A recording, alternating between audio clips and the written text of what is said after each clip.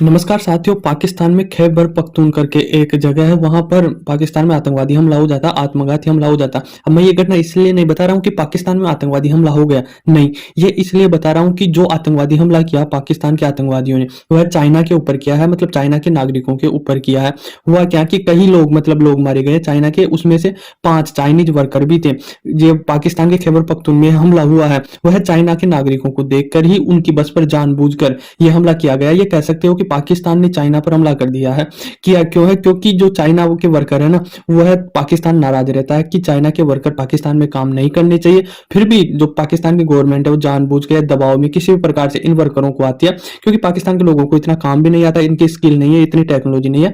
तो चाइना से वर्कर बुलाते हैं और यहाँ के लोग नाराज रहते हैं, तो इन पे कहीं ना कहीं उनको मारने की और कहीं ज्यादा आ जाते हैं। मतलब कहीं और भी आए ऐसे मामला जो पाकिस्तान के लोग जो आतंकवादी है वो चाइना के वर्कर को टारगेट करते हैं और मारते हैं। आप इस वीडियो में देखा गया साफ साफ कि किस प्रकार से जो चाइनीज वर्कर थे, चाइना के वर्कर की बस थी जो जा रही थी, उसको टारगेट किया गया। जो बस जा रही है उसमें ये बस जा रही है। अब इस बस में चाइना के जो इंजीनियर है, जो पाकिस्तान में काम करने आए, वह इंजीनियर बैठे बैठे हैं और वह कहीं काम करने के लिए जा रहे हैं। अब उसके अचानक से जो पीछे से बस है, कोई शूट कर रहा है, इसको वीडियो बना रहा है। आगे किसकी बस चल रही है? चाइनीज वर्कर की। अब थोड़े आगे जाके कुछ गाड़ी आती है और वह गाड़ी अचानक से इस बस से टकरा जाती है और अचानक से धुआं उड़ता है और बहुत भयंकर मतलब विस्फोट हो जाता है और बस के चिथड़े चिथड़े उड़ जाते हैं और वहां पर खाई होती है ना, उसमें गिर जाती है। मतलब एक प्रकार से आत्मघाती अपने शरीर को बांध के आता है ना, उसी प्रकार से इस आदमी ने इस गाड़ी में आरडीएक्स भरा हुआ था और इस बस पे लाके छोड़ दिया, मतलब टकरा दिया और अचानक से विस्फोट हो गया। और ये मतलब चाइनीज वर्कर है ना, उसके साथ साथ पाकिस्तान के भी कुछ वर्कर थे, उनकी भी वहां पर डेथ हो गई है, बिल्कुल मारे गए हैं। अभी चाइनीज आर्मी पर हमला, वर्कर पे हमला हुआ ना, आपको कुछ याद आ रहा होगा थोड़ा बहुत कि भारत में भी कुछ ऐसा ही हमला हुआ था। आपको याद होगा कि पुलवामा में हमारे ऊपर हमला हुआ था। वह हमारी आर्मी की बस जा रही थी, कई जवानों की बस जा रही थी, तो अचानक से एक गाड़ी आती है और हमारी जो आर्मी होती है पुलवामा में, जो बस के माध्यम से कहीं जा रहे थे, उस बस से अचानक से टकरा जाती है। उसमें कहीं भारी मात्रा में आरडीएक्स था और वह आरडीएक्स अचानक से विस्फोट हो जाता है और हमारे 40 से ज्यादा जवान वहां पर शहीद हो जाते हैं। तो सेम डिट्टो का डिट्टो ऐसा ही मतलब प्लानिंग बनाई गई थी, जैसे आपने वीडियो में देखा कि बस जा रही है, बस से अचानक से वह आरडीएक्स की भरी हुई गाड़ी टकरा जाती है ना, इस वीडियो में देखा वैसा की वैसा हमारे पुलवामा में होता है कि हमारी आर्मी जो जवानों की बस थी उसमें 40 जवान थे, उससे आकर कोई गाड़ी टकरा जाती है और अचानक से विस्फोट हो जाता है। तो यह है कि भारत ने तो कंट्रोल कर लिया, भारत में तो अब इतने आतंकवादी हमले नहीं होती है, पर जो ये ट्रेनिंग दे रखी है ना पाकिस्तान ने आतंकवादियों को, वह अब अपने देश में ही काम आ रही है। वो कहते हैं ना, जो बोता है वही काटता है। तो पाकिस्तान ने आतंकवादी का बीज बोया है, तो अब वो दूसरों के काम नहीं आएगा, तो उसके ही काम आएगा, क्योंकि सेम प्लानिंग के साथ हमारी पुलवामा के हमारे जवानों पर हमला किया था और अब वैसा का वैसा वीडियो पाकिस्तान से निकल के आ रहा। अब ये वीडियो तो आपको सामने आ गई, घटना सामने आ गई, क्योंकि इसमें चाइनीज वर्कर थे। बाकी पाकिस्तान में आए दिन इतने से बहुत ज्यादा आतंकवादी हमले होते हैं, बाहर न्यूज नहीं आ पाती है, पर ये चाइनीज है ना, तो इसके कारण ये बाहर न्यूज आ गई। अब देखो ये जो थे ना चाइनीज वर्कर थे, इंजीनियर थी, पाकिस्तान में तो इतना टैलेंट होता नहीं है, तो ये बांध बनाने के 10 बांध है, उसको बनाने के लिए इस इंजीनियर आए हुए थे चाइना से।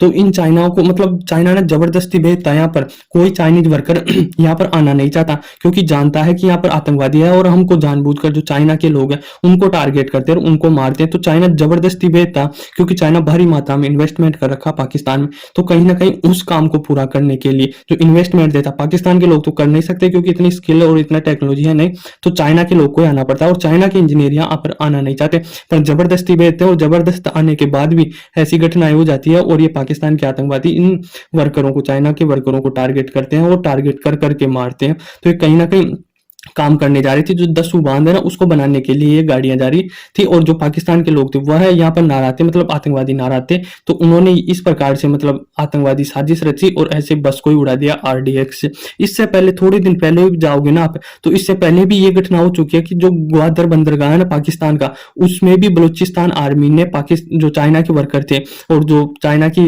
मतलब पाकिस्तान की आर्मी और चाइना के वर्कर थे वहां पर अटैक बोल दिया था और कहीं मतलब अंधाधुंध गोलियां चली थी ग्वादर बंदरगाह पर भी और कहीं विस्फोट हुए थे, ग्रेनाइड से हमले किए गए थे। तो इतनी ज्यादा मतलब चाइना से इतना चिढ़ता क्यों? पाकिस्तान के कई प्रांत बहुत ज्यादा चिढ़ते हैं, कई लोग चिढ़ते हैं कि चाइना पाकिस्तान में इन्वेस्टमेंट ना करे, और यहाँ की सरकार लगातार चाइना का सपोर्ट करती है। सरकार तो इसलिए करती है क्योंकि वहां पर बहुत कर्जा ले रखा और मतलब दबा के रखती है चाइना सरकार पाकिस्तान को। दबाने का क्यों बोल रहा हूं मैं ऐसा कि चाइना को क्यों दबा के रखती है पाकिस्तान? ये इस घटना से लगा लीजिए कि जैसे ही ये घटना हुई, पाकिस्तान मतलब चाइना के ये 5 वर्कर मारे गए, तो जो पाकिस्तान के पीएम है ना शहबाज शरीफ, वह जो चाइना के दूतावास है पाकिस्तान में, उसका दौरा पाकिस्तान का पीएम करता। अब नॉर्मली क्या होता है नॉर्मल देशों में कि जैसे ही घटना होती है तो दूतावास का जो भी अधिकारी है, उच्चतम अधिकारी, वह पीएम ऑफिस में जाता है। पाकिस्तान कोई भी प्राइम मिनिस्टर उसके पास नहीं जाता। और पाकिस्तान में क्या हो रहा है कि जो शहबाज शरीफ है पाकिस्तान का प्राइम मिनिस्टर, ये दूतावास में जाता। मतलब पाकिस्तान के प्राइम मिनिस्टर की इतनी भी इज्जत नहीं है, इतनी भी ताकत नहीं है कि इस दूतावास के चाइना के दूतावास के अधिकारी को अपने पास बुला सके। नहीं, पाकिस्तान का पीएम जा रहा है दूतावास में, ये देख लो। और पाकिस्तान का पीएम ही नहीं, वहां का आर्मी चीफ है ना आसिर मुनीर, वह भी दूतावास में जाता। इतनी ज्यादा ताकत है चाइना की, इतना दबा के रखता है पाकिस्तान को। ये सोच लो आप कितनी बड़ी बात है। मतलब मैं तो हैरानी हूं कि पाकिस्तान का पीएम चाइना, क्योंकि फटकार लगाई होगी चाइना ने पाकिस्तान के पीएम को, तो वह कहीं ना कहीं उसको दबा मतलब दबाने के लिए पाकिस्तान का पीएम खुद जाता है दूतावास में। ये बहुत बड़ी बात होती है। मतलब समझ में नहीं आ रहा है कि इतनी मतलब कम पावर कैसे हो सकती है पाकिस्तान के पीएम की। तो ये है। उसके बाद में मतलब जनता का या पूरे विश्व का रिएक्शन निकल के आता। यूएनएससी भी रिएक्शन देती है कि हम इस घटना की निंदा करते हैं, और सभी देश निंदा करते हैं, क्योंकि आतंकवाद के खिलाफ तो भारत भी है। चाहे पाकिस्तान में हो, चाइना में हो, या विश्व के किसी कोने में हो, भारत कभी भी आतंकवाद का साथ नहीं देता है, उसके खिलाफ ही खड़ा होता है, और वह हमेशा से खड़ा होता आया है। उसके बाद में पाकिस्तान की एम्बेसी का भी रिएक्शन आता है कि हम इसकी घोर निंदा करते हैं। तो चाइना के वर्कर भी मतलब चाइना की एम्बेसी का भी और सरकार का भी दबाव आ रहा। तो कहीं न प्रकार से मतलब ये आतंकवादी घटना है ना, यह मतलब पाकिस्तान ने चाइना के ऊपर ही हमला किया है। आई होप आपको समझ में आया होगा। धन्यवाद।